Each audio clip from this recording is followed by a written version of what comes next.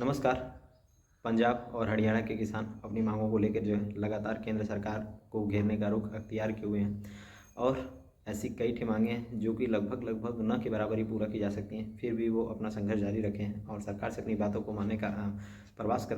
कर रहे हैं। उनका मानना यह है कि सरकार अगर हमारी माने कुछ माने अगर पूरा कर सकती है तो वो 2024 लोकसभा के चुनाव के पहले ही, नहीं तो उसके बाद नहीं है। उनमें उनके कई वादे हैं, जैसे किसानों को पेंशन की सुविधा दी जाए और दूसरी चीज़ की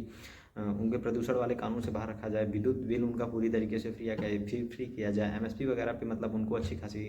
रकम दी जाए। तो अभी माननीय राकेश टिकैत जी एक बयान वायरल हो रहा है जिसमें वो कह रहे हैं कि जिसमें वो कह रहे हैं कि मुझे गेहूं की कीमत इतनी चाहिए कि 3 कुंतल गेहूं जो है बेच के मैं 1 तोला सोना खरीद सकूं। तो इसका मतलब है कि लगभग 20,000 रुपये कुंतल गेहूँ।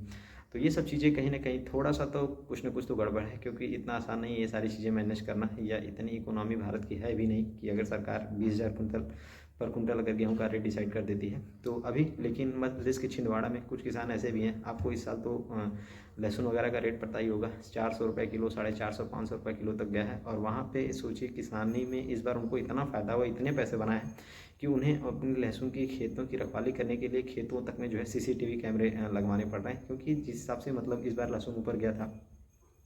और लगभग लगभग हर साल कोई ना कोई फसल जो है बेतहाशा तरीके से बढ़ती है और इसका फ़ायदा कहीं ना कहीं किसान को ही मिलता है। तो ये चीज़ें भी सही हैं और किसान अगर कुछ चीज़ें मनवाने की बात करते हैं तो किसान भी देश का ही है और उसे भी सारी चीज़ें,